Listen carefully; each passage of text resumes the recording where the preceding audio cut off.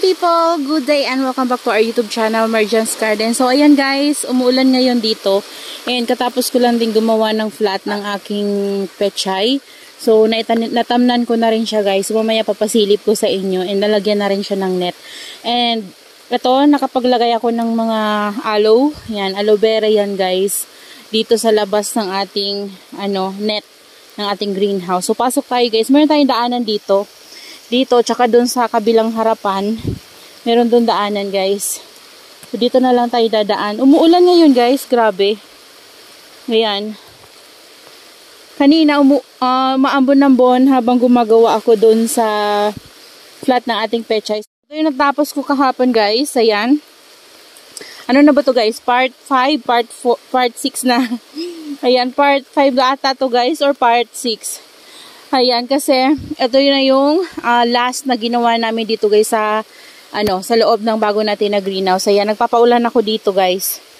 Ayan, so ito pinantay namin yung lupa dito guys and nilabas ko na yung mga succulents na nandun sa loob ng greenhouse na nilagay namin, inipon namin. So dito ko na sila nilagay guys. And andyan banda, yan yung ating mga hanging planter na white. So yung iba, pumunti sila kasi nilagay ko dun sa ibabaw ng ating patungan. Ayan, kasi wala na akong mailagay. Niripat ko na rin yung iba guys. And nandito yung iba nating mga ornamentals. And then yung mga heart pot natin guys, ayusin ko pa yan. Anuhin ko pa yan guys. Lilinisan ko. And then yung iba tataniman ko para mabuo natin yung mga heart pot natin and may tanim na succulent. So ayan, pasok tayo kasi umuulan, nababasa yung aking camera.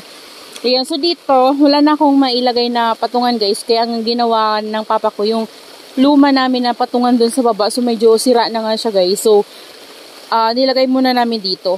So yun, nilagyan namin ng oblong pot. So naanoan sila dyan guys, yung ambunan. Pasok tayo. So ayan, ito yung bago nating ayos. Tingnan nyo guys, so galing to sa Carabao manure. Nagkakaroon sila ng mushroom. Ayan. Ang ganda, parang bulaklak. Pero tatanggalin natin yan guys. Ayan, yung ating donkey's tail at saka buru's tail. Tapos dito, ayan, pinagsama-sama ko dito yung ating Adolphi, Firestorm, and then yung ating California Sunset. So dito hanay sila guys. Yan. Tapos, dito naman na area, nandito yung ating mga pink pot din yan guys. So bali pinagsama-sama ko yung ating mga pink pot. Ayan, kaya halo-halo sila. Yan yung pinaglalagay ko dyan. Tapos yung mga naka-tray natin guys, na mga maliliit na succulents, so dyan ko sila nilagay.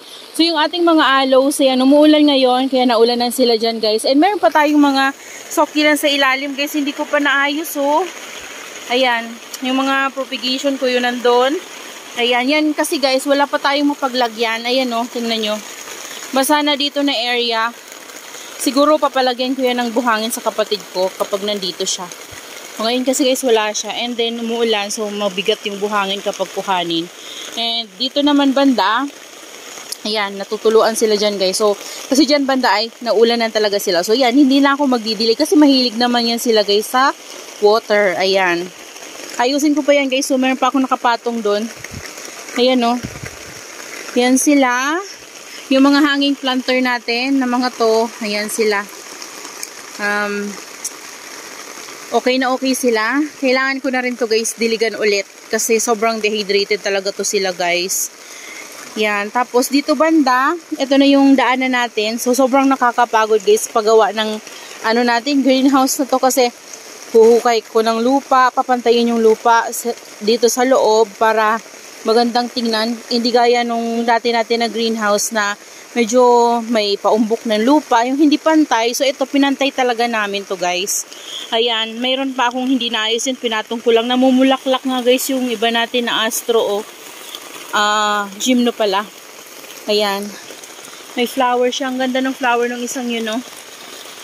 Maganda talaga guys, naniripat ko sila sa yan, yung black pot. Na-separate sila. Yung mga inano ko guys, nandun no. Yung ginraft ko na bago. Tapos dito, ito parang nagka-problema to guys. Oh. Ang ganda sana ng color niya, kaso lang nagka-problema siya dito sa stem. So, ganun din yung nangyari niyan dito dati guys. Kaya hindi ko na siya ginagalaw kasi baka ma-survive ba siya. So, ayan, hayaan ko muna. Ang ganda ng color niya sana guys. So, ang tagal na nito sa akin. Ayan, yung mga succulents natin na hanging planter. So, ito, pansamantala lang ito na nilagay ko dito guys. Kasi yung dito nga hindi ko pa nalalagyan yan kasi nagre-rearrange pa ako. So, pero dito guys, ito na yung nagawa ko sa kanila na arrangement. Ayan, kasi yung mga nandito, diba, na una ko nilagay, yun yung nilagay natin dun sa dulo na patungan kasi pinagsama-sama ko nga yung mga pink pot. Ayan. So, ito, halo-halo din sila dito guys. Nandito na yung ating mga clay pot. Ayan. Yung malaking pot, yung maliliit na pot. So, pinagsama-sama ko. And then, dito kasi gusto ko uniform yung gilid niya guys, yun, 'di ba? Dapat uniform tingnan para magandang tingnan guys. So, 'di ba? So tinanggal ko yung mga hook nito. Kasi nakasabit to. So, and ano guys, kung hindi ko to dito nilagay, wala din, hindi magkakasya dun sa dulo ng pagsasabitan natin kasi yung lagay natin dun kunti lang naman and siguro mga 2 layer.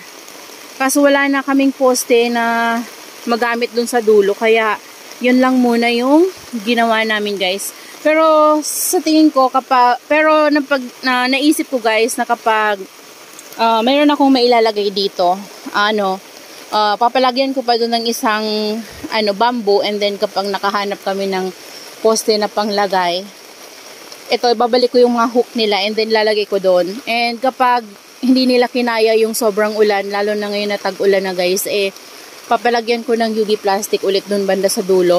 And ano kasi to guys, meron pa tayong mga UV plastic na natira, yung kasamahan nitong ating luma na UV plastic na dati na nasa greenhouse natin na luma. Ito yun guys na dulo na to. Ayan, napagkasya natin. Yun kasi yung bago na yun guys, yung sa dulo na yun, no. Yan, so meron pa tayong isa, kasi 2 to guys Ayan, no, yung parang kinatan lang yun guys ng konti kasi nagkulang to, parang maliit, so kinatan namin ng konti yung isa, pero malaki pa yun. Ayan, may vacant na dyan guys, so kaso wala ko dyan mapasukan kasi sabi ng papa ko kapag inabante namin to, kailangan na naman namin ng poste, and then maganda na daw na ganito na close para hindi makapasok yung pusa dyan sa harapan. So yun, kaya hinayaan ko na lang na close yan. So kapag siguro pupunta ako dun sa kabila, baka lulusot na lang ako dun banda sa area na yun, no. Ayan, so yan guys, yung mga natin, succulents dito sa loob ng ating greenhouse. Yan na yung final na ayos ko sa kanila. Yung dito na lang guys, yung hindi ko pa naayos. Ito, pansamantala, nilagay ko muna sila dito. Nagka-problema yung ganito ko guys, so sobra siyang natuyuan, napabayaan ko, lalo na busy tayo, diba? So, ayan. Tapos ito, ang ganda na naman ng ating, dito guys, propagation ng Lovely Rose at saka hybrid. So, hybrid at to guys, Lovely Rose. Hybrid Lovely Rose at Lovely Rose yan. Pinagsama ko dyan. Ayan mga propagation natin guys. So, yan, gumaganda siya dyan. Hindi ko na ginalaw. So, yung isa natin ito, yung mga titubans, ko guys, sa Giinarte. So, hinayaan ko siya doon. Yung natira doon, hinayaan ko na lang. So, sana, mabuhay pa yun. Ayan, putik na dito guys. So, kailangan tong lagyan ng buhangin. Yan, dito na area. Yan yung problema. Mayroon pa tayong mga, dyan, mga succulents sa ilalim. Yan, mayroon pa tayong mga ayusin. Yan, yung 2 natin na oblong pot pa dyan. And ito, hayaan ko muna yan. Kasi pagod na ako guys. Kailangan ko munang magpahinga. Hayaan ko muna sila. So, kunti na lang naman na yan guys na aayusin ko. Yan, iraripat ko yan sa mga bilog na pot. Parang ganyan. Iraripat ko na lang yan guys sila. Para sama-sama. Kasi kapag ganyan, wala na akong mapaglagyan. So, ayan guys, yung nagawa natin dito sa ating greenhouse. Ito na yung last na nagawa namin. Yan, tapos na to guys. Pero, ito dito guys, gagawan to ng parang tawag dyan, sa gurong kasi sa amin guys, hindi ko alam kung ano ba tawag nun. Parang ipo-fold kasi to guys, para yung water ay maiipon siya Tapos, lalagyan ko dun banda ng drum sa dulo para kapag magdidilig tayo, hindi na tayo mahirapan. Meron na tayong rainwater na naipon dyan banda. So, ganun yung gagawin namin dyan. Kaso, hindi pa nagawa ng papa ko. Kasi ngayon, may gagawin siya. Busy siya. And tama lang din kasi umuulan. So, makapagpahinga din siya, guys. Kasi, straight talaga, guys, yung paggawa namin ito everyday. Dire-diretso. Talagang wala munang pahinga. Kasi kailangan ngang tapusin. Kasi after nito, minamadali din to ng papa ko. Kasi, magtataniman na naman guys ng palay. So, papasilip ko sa inyo yung ginawa kong flat. Ayan. Dito. So, ayan guys, yung flat ng ating pechay. So, may tanim na yan guys. Kaya inayos ko na talaga yan. Tapos, etong may na to dito na white. Asako yan. Nilagyan ko ng butas. Tapos, doon ko nilagay yung strawberry ko. Kasi yung strawberry ko guys, namamayat siya doon sa pot. So, naisipan kong itanim na siya direct sa lupa. And nilagyan ko ng sako para kapag lumago siya guys at mamunga siya, hindi nabubulok yung yung bunga. Kasi pansin ko sa strawberry ko na yan guys, yung namunga siya, nandun siya sa pot. Kapag nakadikit sa potting mix or sa soil mix, ang nangyari sa kanya guys, parang nabubulok yung nakadikit sa lupa. Kaya yan yung naisip kong gawin sa ating strawberry. Yan. Tapos dun banda, nagtanim ako sa pinakadulo na yon ng sili. Ayan. Yan. Sobrang yan guys. Sobrang lawak, kaya nakakapagod. As in, tingnan nyo guys, yung kamay ko.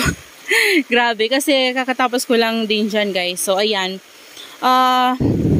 Siguro ngayon, papaulanan ko itong ating burrito. Kasi wala akong wala akong naipon na rainwater. So, gagawin ko na lang, ilalabas ko to sila para makainom. Ayan, kasi kailangan nating diligan tong iba natin na succulents. Ayan, lalo na to, mahilig to sa water. Marami na ako na guys, propagation nito and namumulaklak siya ngayon, no. Gusto ko tong maparami. And magpo-propagate ako ulit. Meron pa akong gantong pot. So, gagawin ko nun, lalagay ko sa ganto. Yan, para maisabit ko siya. Tapos ipopropagate ko tong mga nakahang na ulit guys. So, mabilis lang naman to ipropagate. So, gusto ko kasi siya guys maparami kasi nagagandaan talaga ako dito sa ruby necklace na to. Lalo na kapag nagiging purple na guys yung kanyang mga leaves. Ayan, tsaka maganda din yung flower niya. Color yellow. Ayan. Yan na guys. Yan na lang muna sa ngayon. Yan, that's all for today's video. And sana po ay nag-enjoy kayo sa panonood. At sana nagustuhan nyo yung bago nating ginawang greenhouse dito. Ayan, sobrang luwag na po nitong ating greenhouse. So, mas malaki to doon sa luma natin na greenhouse. Yung dati natin na greenhouse, mas malaki tong na to guys. Greenhouse na to. Lalo nung nag-expand pa tayo dito guys sa dulo na to. Ayan, so binakura niya ng papa ko ng mga tapos ng kahoy. And then, madridikakaw yan guys. And then, nilagyan ng bamboo para maipit siya, hindi matutumba, saka nilagyan ng net para matibay. Ayan. So, ang susunod natin gagawin guys, bibigyan ko na lang kayo ng update sa susunod. Yung vertical wall ko na yun na maliit. Ayan na yung vertical wall natin guys. Diyan ko na lang pinalagay. So, yan guys, pupunuin ko yan. Ayusin ko yung pot na yan guys. Ayusin ko yung mga tanim natin na halaman dyan, mga succulents, and then lilinisan ko. Yan, pupunuin ko ulit guys. Ibabalik ko dyan yung mga heart pot natin para maganda siyang tingnan. So, sa ngayon, ito na muna yung ma-share ko sa inyo kasi ito yung ginawa ko dito sa ating greenhouse. Ayan, nandun pa rin guys yung mga natin, bilog na pot. Yan, mababa lang yung ginagawa ng papa ko kasi nga kulang na talaga kami sa kahoy. So, mababa na lang yung ginawa namin. Ayan, sama-sama pa rin sila at naulanan sila dyan banda guys. And pati na rin yung ating mga white hanging planter na pot. Ayan, so that's all for today's video guys. Yan, maraming salamat po sa inyong panonood sa ating YouTube channel. At thank you so much sa walang sawang pagsuporta sa akin guys. Thank you so much. So yan na lang muna guys yung ma-share ko sa inyo. Sana nagustuhan nyo. Shoutout po pala kay Ma'am Mary J na laging nakaabang sa ating upload. Yan, pasensya na ma'am at minsan wala akong upload kasi busy talaga po. lalo na nag-ayos ako nitong ating greenhouse. Thank you so much, sis Babylina Sarita and Mama Donna TV, at sa lahat ng nanonood sa ating YouTube channel. Maraming salamat. Shoutout po sa inyong lahat. Hindi ko na po kayo isa-isahin.